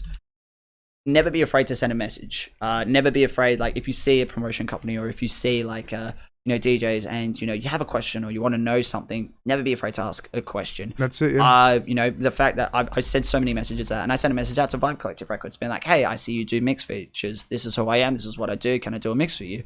Oh, can I send through a mix? They'll be like, yeah, sure, cool, send us a mix. I sent a mix. It was like, wow, this is fucking awesome. Can we post it? Like, yeah, absolutely. And then that builds up a good, like, you know, a solid, like, fundamentals of like a friendship. Yeah. So, you know, I did that. You know, I got some really good advice as well. A dude called Felix Leicester, I think I said that right. And he opened my eyes a lot to, like, I guess the more like business side of things of, like, you know, you're sending out your music, you're doing I don't know if that's that one there. So you go off like Instagram if you just type in Vibe Collective Records. Oh, yeah, because I was about to say that looks like a barbershop. Yeah. But James would wonder if he was fucking running that. Yeah, so yeah, he was like, you know, okay, if you're sending out your music, you know, you send that to obviously these labels, make sure that the labels right fit to the music. You know, that's the one there. Go Vibe Collective Records. You're so close. Sorry, you were so close. James, if you're watching this, he's getting there. Don't be mad. He's getting there. Yeah, the one, the VC, that top one right there, the black and the white. No, there's literally 10. There's yeah, Vibe Collective. That's it. Vibe Collective Records. So yeah, they're the whole crew there. You know, Max Savage, great up and coming DJ. You know, he's going to get into production as well. You know, and I got to meet all these guys over there and just learned so much from them. So, you know, my time in lockdown was doing a lot of sending out emails, and I got, you know, a few record label releases. And I set the goal for when I was in the UK, no matter how long the time I was going to be there, I just wanted to get 3 label releases. Doesn't matter how big, doesn't matter how small. Let me guess, you got like 5 or 10 or something? Or? Well, by the time that I was coming home to the UK, I think I was at like 16 or 17. Holy shit. So I was very happy with that, but that's because I had obviously worked, you know, done the music, had that sent out, and, you know, just learning a lot by meeting people, messaging people. Yeah, so going back to the advice, never be afraid to send a message. Always, just talk and that's chat. amazing though. Like a year and 2 months or 3 months, and you managed to get 16 releases. Like, that's a lot. It was a lot, but I was working and I was very, very strict with it. Like, you know, I set myself, you know, that proper routine, and I always made sure I try to separate. You know, like I say that I try to separate it, but I really, like, a lot of time was like working overtime and, you know, doing it. And there'd be a lot of times where George, you had to be like, I'm dragging you down from like your office space because I need like my attention. And I'm kind of like, yeah, okay, that's fair, because I've been at this too long. You're right. Like, thank you. She pulls me down and pulls me like out of the shit like when I need to, and that's one thing I love about her. So that was always good. But then like the time over in the UK, it was very eye-opening, you know, to see different lifestyles and all that sort of stuff. The music scene over there is amazing. I can imagine, yeah. The culture there is just so amazing, you know. I was fortunate enough to play a couple of gigs, you know, in London, in Brixton. Really? What gigs? Whereabouts? Well, it actually, Vibe Collective Records was able to do a side stage at Brixton Jam, where originally it was meant to be Route 94 playing in the main room, but he had to pull out, I think, last minute due to like some family issues. So Latman played, who's an awesome tech house producer. Now this set was probably the most memorable set out of my time in the UK, because I was playing side stage. Latman was playing 1 till 3 and I was playing 1 till 2. So I'm playing side stage, he's playing main stage, obviously, because he's the headliner. Now, this was just out of the lockdown. Everyone was so fucking keen to party. So they must have sold out or something, because the whole venue was packed. They had a huge outdoor terrace. They had indoor where like the main room, the sort of side stage was, and then huge like sort of hall where the main stage was. So I'm thinking to myself, fuck, I'm playing the first hour that the headliner is, like, I'm going to struggle to get people, you know, into, I guess, my sort of area to sort of dance and, you know, pull a crowd. But I just remember, like, you know, like within 5 minutes, I'm like, nah, like, I'm going to just have the best time, play a whole bunch of like tracks I've worked on, all that sort of stuff. And like after the first track, like I could just, I remember I played the first track, it dropped. I think it was In My Head by Biscuits. That track slaps so fucking hard. And the synth hit, like it goes, and I just heard someone go, oh fuck. And then like people just started coming out, and I just kept like, I kept feeding off the energy, you know, as we were chatting about, you feed off the energy. So I just kept on being like, yeah, cool, like I'm gonna play track after track, and I just kept building that energy up. And yeah, like there have been so many videos of just like, yeah, everyone going nuts to it. And you know, seeing people go really hard as well to the music that I created, because I was able to play a couple of tracks. That was such a heartwarming feeling. It would have been, yeah. So yeah, that definitely was one of the most memorable sets of my time there. How many of your own tracks did you play? You know? Oh, that night, 5 to 7, I would say. Still, that's pretty good. Yeah, still good. That's really good. Oh, very good. So yeah, like overall, my whole time in the UK, it was amazing. You know, I was actually able to marry my wife in the UK, so that was amazing. I was able to experience a different lifestyle, and at that point when I wanted to go over, I definitely knew I needed a different change of pace, because, you know, I love Perth to death. You know, Perth is always home. I think at the time for me there, I was maybe feeling a bit of like same rinse and repeat. So I just wanted to sort of challenge myself really and put myself in. Just go out and explore kind of thing. Yeah, exactly. And that's exactly what we did. You know, we were able to do it, both myself and Georgie. You know, I was able to take my music to heights I never thought I would probably be able to take it. And now, yeah, we came back to Perth last week of November last year. We got just before, you know, like COVID breaking out, obviously over here. Yeah. And you know, it's just been full steam ahead with still music making. I'm obviously now back at JB. You know, my usual residencies is Jackrabbit Slims, the Vault, which is recently just opened, which is what Amber was, but they've called it the Vault now. Those boys, Bailey Chambers and Isaac Jones, running it, and it's all house music there. Yeah, shout out to White Pepper. Shout out to White Pepper, mate. Yeah. Dr. Feelgoods, both top boys. But yeah, that's, you know, that'll be one of my residencies as well. You can catch me playing every now and then there.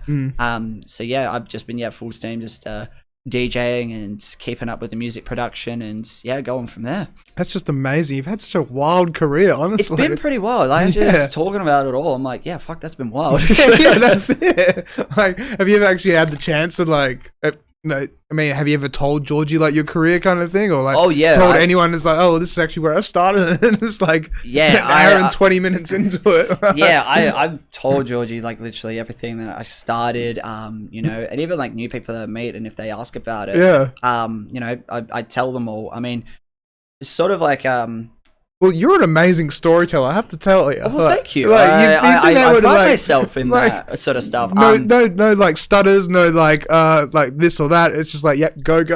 Well, like, you know, I've been sitting here just loving it. If there's a story to be told, I'm going to tell it. Yeah. But yeah, so going back quite a bit, probably when I was starting DJ, because my DJ production name is Kid Caird. Yeah, so where did that name actually come from? So, going on this sort of story, because this sort of, I guess, explains of like, you know, you were saying a lot, you know, a lot of stories and all that sort of stuff. So, when I was, just so I think finished like Lab 6, and I was trying to figure out a DJ name, I was working full-time. I was actually doing assistant managing of the men's floor of City Beach. I was like 19 or 20. I was doing photography. I pretty much had my own photography business because I was MC photography, and I was doing DJ. So anytime like I would get introduced to like new people or like, you know, mates, all that sort of stuff, I'd be like, oh, hey, how you doing, Michael? They'd be like, hey, yeah, who is this? They'd be like, oh, so like, you know, what do you do? I'd be like, oh, so I, you know, assistant manager at City Beach, men's floor. I'm photographer, work for firma, but I also have my own business. I'm also doing a DJ. And they'd be like, how old are you? How old are you? I'm like, 19, 20, and they're like, what the fuck? We thought you were like 25, 26, 27. Like, you're still a kid. Yeah. And that's where the nickname came from, Kid. A few people of the regulars that were going out at that time were like, hey, it's the Kid. Hey, Kid, how you doing? No and then, it sort of happened like from there. And like, my full name is Michael Caird. Yeah. So I was like, Kid Caird. Yeah, that's cool. I like that. And I went with it, and I stuck with it. It's a pretty good name, yeah. Thank you. Well, you know, pay honor to obviously the family name, and Kid gives me an excuse. I can always be a kid. Yeah, just party. I can always like a kid, and I act, you know, I don't know, inappropriate and like an idiot. So yeah, that's where the name came from, and yeah, I've always been the person that you know, I want to do stuff. I want to always keep myself busy. but just doing the stuff that I love, because, you know, life's short. You got to make sure that whether you're working, whether you're doing a hobby, you got to make sure you're enjoying it. Otherwise, what's, you know, life for? So yeah, that's a little story of obviously where the name Caird came from. Yeah, it's a pretty good story. I think it's pretty good. So I wanted to ask as well, because you said you were going to get back to it later, but it was so cold in England. What was the story? Yeah, okay. So let's hear this. So basically, Cornwall is right on the coast, right? Yeah. Now, I thought I could handle cold weather. Like, I'd been on holidays to like New Zealand, Queenstown, you know, even Japan. Coming out of their cold season was still pretty fucking cold. So I'm thinking like, yeah, I can handle cold. Like, it's all good. And Georgie's like she's like full trying to prepare me. Like, okay, we're right on the coast. This is the UK. You're coming into, you know, Cornwall, and it's just going to be cold, and it's going to be wet. Now, a wet cold is a different type of cold as well. So obviously, when I get over there, and I must have timed this perfectly somehow, but I had arrived, and that winter was the wettest winter Cornwall had ever experienced. Oh, wow. And I just had to be there for that one. So like literally it was dark so quickly, and it was raining. So like, you know, when you're cold, you get wet. It's a different type of cold than just being straight cold. So a lot of times I was getting just straight up cold, and I was like, fuck, like I think it was like maybe a month in, and I went to Georgia. I was like, yeah, okay, you're right. I was wrong. Like, layers up, like, get to it. I got on it quick though, and you know, you get used to it. But yeah, different type of cold over there. Yeah, definitely. Oh yeah, but it was still, you know, really good fun. You know, like, did it ever snow or anything like that as well? Or? It didn't get to, because I think Cornwall being on the coast, there's too much like moisture in the air or something like that. I think Georgie was trying to explain that to me while we were over there. There was a time where it was so close it did, because it has rained. Sorry, not rained. It has snowed in Cornwall before. Yeah, it just didn't do it that time. But yeah, we are obviously going to be going back over there regularly, because that's where a lot of Georgie's family and friends are. So hopefully we'll see snow in Cornwall soon. Because Georgie's over here now as well, right? Yes, so Georgie's now over here living with me. She's on her partner visa. Okay. She's now applied for working as well. That's pretty good that you managed to get that then. Oh, absolutely. Well, yeah, you can apply that, because there's a lot of there is a lot of I guess good visas like between UK and Australia, because Australia is underneath the Commonwealth of the UK. That's exactly it, yeah. So I think like if because we got married in the UK, that is a recognised marriage in Australia. Yep. Now we still do need to get an Australian marriage certificate, but that's a different story and a different loophole that we jump through, but that's fine. So, but because it's like, you know, we're married, we can then apply for that visa, which is a partner visa. So it's good that she's applied for it. The waiting time on it's a bit of a long one, but she gets a temporary visa that she can live, work here, claim Medicare benefits. So it actually is really good for her. That's awesome. Yeah, and she's been loving it, you know. She loves a little bit more the warmer weather as well, hence why Thailand, like, you know, I met her in Thailand, but that was her third time going back to that island. So she is a huge travel bug, loves like, you know, that tropical sort of environment. I mean, Perth's kind of tropical, but at least you get the warm weather there. Exactly, yeah. So what actually is the plan? Are you going to move and live in England, or are you going to live here? Or is this a question we shouldn't be having yet? No. You can easily ask this question. Okay. So I guess the answer for the time being is... Yeah, for the time being. Australia and Perth is most likely going to be the place that we will be settling down, because we had many chats about this, and we figured out that lifestyle here is definitely, it takes a cake, and as well, like, you know, better pay rates for just jobs that we see ourselves probably doing and all that sort of stuff. Everything was just going to be better. So yeah, probably long term we will be settling down here, but we can make, you know, quite a bit of money here. We're going to still be traveling quite a bit. Exactly, so, you know, traveling over to the UK, Georgia can visit her family. I can catch up with all the Vibe Collective Records crew, and, you know, do events over there. And, you know, just do that like every, like, twice a year, twice every 2 years, who knows. But yeah, Oz is probably going to be the place that, you know, we settle out. Have you ever thought about traveling through Europe and trying to get a few gigs through there or anything like that? Oh, absolutely. I mean, I've released music on a Italian record label called Noid, and a That's pretty cool. German label called We Are Future Freaks. That's awesome. So I, like, the next time we go over to the UK, which I think is going to be maybe like mid next year, we're planning, I want to call pass through like both Germany and Italy. That would be cool. Catch up with like the boys there that, you know, I've been in like just chats with, obviously over like social media and all that sort of stuff. And hey, if there's a gig there, and whatnot. But really just to like check out the place and just catch up with the people that I've been talking to for the past 2 in 3 years. Exactly. Even just to be like, show me the clubs you guys go to. Like, I want to experience what it's like. I've heard, and Italy, like Noi do like a lot of the events. They like events in Italy. They go hard on their tech house, but as well, Germany love their tech house. I've seen so many videos. They froth it, and Germany I'm all just about goes like wild over anything. Well, they do, yeah. They literally just go nuts over everything. So yeah, definitely traveling through Europe the next time over there is going to be a huge. So, what club? Like, just a random question as well. What club have you always wanted to play at? Like to check off your bucket list kind of thing? Printworks London. Printworks? Printworks London. Because that got closed for a while, but now it's back, isn't it? It did get closed for a while. And while I was over there, I didn't get a chance to go there. Just because of COVID and obviously like wedding things and just a lot of shit was going on. Yeah. So I did get to go there. I've seen so many videos as everyone has, and that's just always been like in terms of nightclub. Always been like one of my dream spots to play. Yeah, well, you never know. You might be able to play there sometime. I mean, hopefully, I'm not going to stop until I can figure out how to. And so, with your career as well, so like, how far do you want to take it? How like, superstardom? Yeah, look, I want to take it as far as I can. Really, I mean, if I can, be a touring DJ, people want to book me and pay me to play at places all around the world, and people want to come to see my music or listen to the music that I make. That is literally the dream. I also love like the whole aspect of like teaching and coaching people, for people getting into the industry or people that want to produce or want to teach or things like that. So would you ever try and actually like run your own, not school, but like classes or anything, or maybe get involved in Lab 6 or something? It is definitely a potential. It also could be something that might be in the works right now. I won't touch on that, but maybe it might be something there.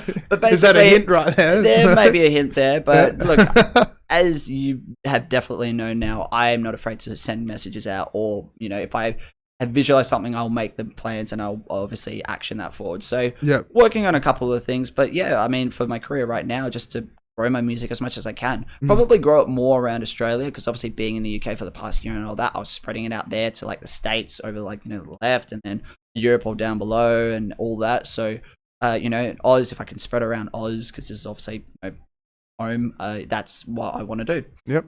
So have you ever thought about playing over east as well, and like doing Melbourne or Sydney or something like that? Definitely haven't. With borders opening up, it's definitely going to be something that I'll be doing, and just traveling where possible. Yeah, I think because we want to, both me and Georgie want to do UK next year. It's a priority for us. We are sort of like in money saving mode right now. Yeah, because you got to work, you got to pay the bills, and you got to make sure like you're not doing on no dollars, because you can't get there. Exactly. But yeah, playing over east is going to be huge things. And yeah, already getting stuff in the works or making inquiries with that. So yeah, it's definitely there. Yep. Okay. I had a question on top of my head. Do we have any comments at all? Yes, we do. We haven't even checked out any of the comments or any of the interactions at all. It's just a great time chatting. Yeah, that's it. Yeah. We have Mitch Robinson asks, in general, is so fluid because you can learn it however you like. School is great for contacts and professional standards, but the creativity in art comes from experience alone. Absolutely. Yeah, James Kane is the boys. James Kane. So that is James Ander. He runs Vibe Collective Records. He's my boy. Big shout out to him. Yeah, shout out, yeah.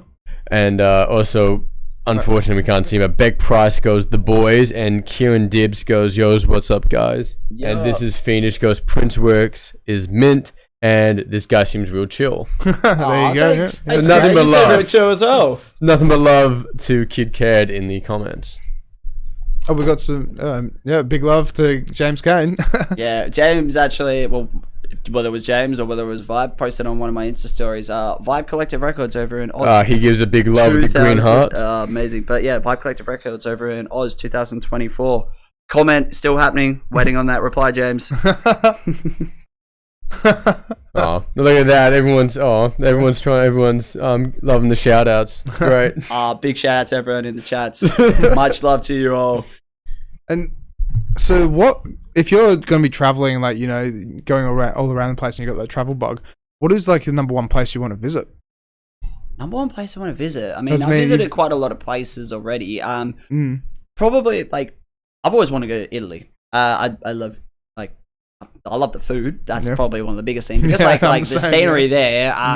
But yeah, just I guess literally all through Europe because me and Georgie were planning to go to Paris, Italy, and a few other stops in Europe for like sort of like a honeymoon as well. But then COVID and other things happening, obviously that put a bit of the spanner in the works. Exactly. So, yeah, just really, I guess the next thing really is just to do a lot of the Europe stops and just I guess taking the culture because we both love traveling. We both literally have the travel bug. Yeah. I was going to ask as well. So working at JB Hi-Fi, how do you find it? Because I can imagine it's quite enjoyable, but I can imagine like some of the clientele, the customers you deal with, like. So working any retail job, you get your ups and downs. You get your good customers, and you get your really how you go on customers, as you can always imagine. But actually working at JB, I've learned so much about just like I guess a business side of things. I've learned so much about sales. I've learned what I can actually be good at, which is chatting shit to an extent, but actually talking about something that I know, which is all audio products, because I've been doing DJing, I've been doing obviously music production, so I know all the ins and outs when it comes to all the audio department. That's why I am head and pretty much, I guess you could say, run the audio department at the Osborne Park store. I obviously have a bit of a background for photography, so if they need help with photography, I can list off a few things. Obviously, I know and whatnot, but audio is obviously the way to go. So, I mean, like 95% of the time, the customers, we're talking about customers essentially, they're fine. They're great. You always get like your dodgy people, people trying to steal stuff. But like, I low key like it when the dodgy person walks in. Really? Because like, I have a lot of energy myself. Like, if you ever, most people know this. Obviously, if you meet me, you'll probably pick up real quick. Like, he's very hyper. ADHD. Woo. So if like a dodgy person works into work, I like to be more, I guess, more energized than them, more like a bit over the place, sort of like out. Like mess with their head a little bit. So like if someone comes in and they're like, yeah man, I just like they may be like intoxicated or something, or they might be it could be anything. I sort of like imitate it, but like because I've got the energy and I like it. I chat to them. I'm like, oh hey man, how you doing? Like you got any plans for the weekend? Oh, what you need? Like you need this speaker? Oh, what you want this camera? Cool, I'll help you. And I just like I walk with them and I just chat to them, and I end up just like actually having a good like chats with them. And we talk like a lot of the time. I've talked about like vendors that they've had and the vendors I've had, and it's actually been like really hilarious conversations I've had with like, and then like you've got like all like the security and people that looking around corners, and I'm like, I'm just having a good chat with him actually. Just having a great time. Like he's not stealing anything. I'm watching him and I'm like keeping my eyes like I'm making sure it's not like I like lose focus of that, but like I low key like it because I can match their energy, and it's always a fun time. Yeah. So we've only got 5 minutes left, but I also wanted to ask as well. So like, for someone trying to get into the industry, because I mean, like we always touch on it where it's like networking and socializing and stuff like that. But like, what tips and tricks would you? Because you've done so much. You've literally done so much. Yes. Promotions, photography, video, like not video, DJing, like producing, like. So the best thing, I guess, the best advice I can give to anyone that wants to get into any industry, creative industry, nightlife industry, no matter where you are, just throw yourself in as much as you can and however you think you can. So, if you want to be a DJ, go to the events that you want to DJ, go where the music is, meet all the people, support other DJs, supporting other DJs by going to the sets, befriending them. You can get advice, you can get tips from them. They can then put in good words. It's all word of mouth. It definitely is like this in Perth, and it's like this anywhere. It is definitely a lot of it comes down to who you know. The more people you know, the more that someone knows someone that knows someone that can get you a set at the club that you've always wanted to play. Or if you're a photographer, you want to shoot this festival, you may know someone who knows their dog's cousin fish, that all that, it all adds up and it all does that. So throw yourself out there. Never be afraid to, I guess, like, get rejected or whatnot. I mean, obviously be respectful. Don't be, like in someone's inbox every like 2 seconds being like, hey man, you see my message? Hey man, like, can you do this kind of man? Like, can I have this? Like, you've got to obviously show a level of respect. And generally, if you're overstepping a line, you'll probably get told. But sometimes, like, it needs to be said, it needs to be said. But yeah, the best advice I can give is show support to anything that you want to do. Go and just, put yourself out there, because if you don't put yourself out there, no one knows who you will be at the end of the day. Don't be afraid to do it. Don't be afraid as well to ask questions. I always prefer people, like, I encourage people that ask questions, whether there's someone that's brand new or someone that's actually been in the game for ages and they just want to ask a question.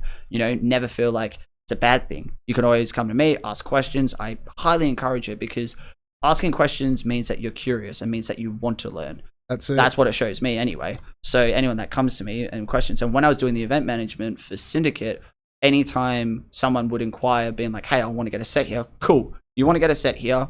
This is what I want. And I would give them the full guide. I typed it out, everything. This is what I expect of you, all that sort of stuff. They deliver. If they don't deliver, what Joel did that first time for me, I would give him dot point information, timestamp to, like, cool, this is that.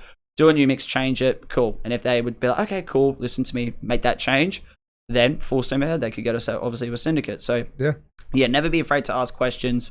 And yeah, just networking. The more you throw yourself out there, the more that you meet people, the more that people know people. So yeah, they're really just the most important tips I can give anyone. Very good tips and tricks. Well, I think it's worked somewhat to an extent. And before we finish, James Cain is happening Oz 2024. Yes. There you go. You heard it here first, ladies and gentlemen.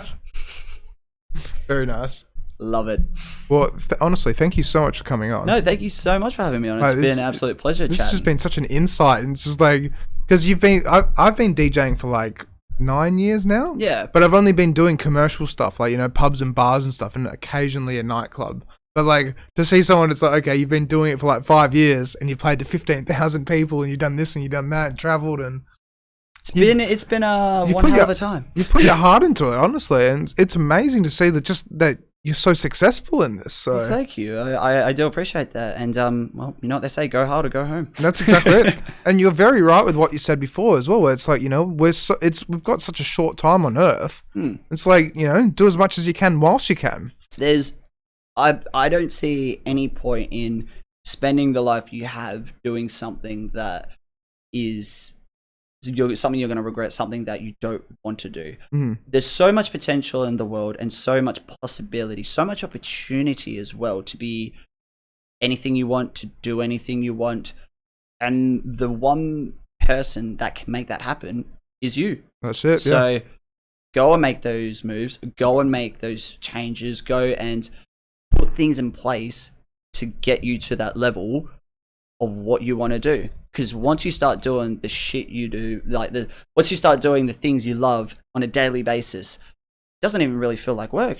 Yeah. I work at JB Hi-Fi in the audio section because I love audio and I do that. It's hard, like I'm hardly working. DJing on the weekends.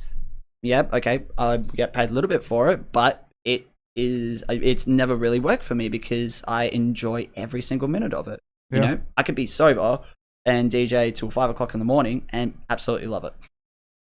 Yeah, no, it's amazing. So yeah, that's best piece of advice I can give. Yep. All right, well, thank you so much for coming on. Thank you very much. It's been an absolute pleasure. We'll definitely get you back on, like maybe next year or something like that, if you're still around here. And then absolutely, we want to do more of a panel thing coming up. Absolutely. So we get like a few DJs on, and we just have discussion, just hang out and throw questions in, see what everyone says, and then just get the conversation rolling. So that would be wicked. Yeah, I'd love for you to be a part of it, honestly. And with that, Ashley Moore says James Cain smells. Oh, there you go, buddy. Nice. All right. Well, yeah, thank you so much for having me on, guys. It's been a real pleasure. Yep. All right. And we will see you guys tomorrow because we are going to be interviewing a lady called Emma Cook, which should be interesting. She's been doing LGBTQI plus events since 2001. Wow. So she does weddings and functions and birthdays and the whole lot. So and she's probably like one of the best in that area, I would say, for the weddings and stuff like that. So absolutely, I'm going to be tuning into that podcast as well. Thank you. I would learn a thing or two from her. No doubt. Yeah, it's going to be a big insight because it's all about tomorrow's just going to be all about weddings and stuff. Yeah. So And have you ever also thought about it doing any weddings or anything at all? Or? Definitely have, but that's gonna be a later sort of, I guess, thing I potentially find myself doing. Yeah. It depends how other things sort of plan out. As I was saying, it's some things in the works I can't really sort of disclose now. Yeah, it's all good. So that stuff will be the stuff that comes first, and then later down the track, we're talking maybe like a couple of years. Might do it, might not. I mean, it's good money. Oh, it is great But money. at the same time, doing weddings, it's completely different ball game. It is a completely different ball game. And probably stuff I've got a lot to learn off if I do go down that route. But yeah, emceeing is just a whole different beast. I got no problem with that. For me, I mean, for the past 2 hours, I've been able to just chat shit nice and comfortably here. I can do that in front of crowds. Maybe. So that's the thing. It's like being able to do that here, and then when you go and like, okay, the bride and groom are walking in. Yeah. Can everyone please stand? The Mr. and Mrs. And like, oh, yeah, God. the one thing I would probably say you can't be when you are doing the MCing gigs for wedding is shit-faced. Yeah, that's very true. Yeah, because that'd be a very bad experience. Yeah. Probably for everyone. Yeah, for everyone. But yeah, that'll be a later endeavor later in life. All right. Well, thank you very much for coming on. No, it's and good. we will see you guys tomorrow with episode 117, right? All right. Catch ya. See ya. And then Damon makes us wave. Oh, cameras already swap. Yeah, wave. All right.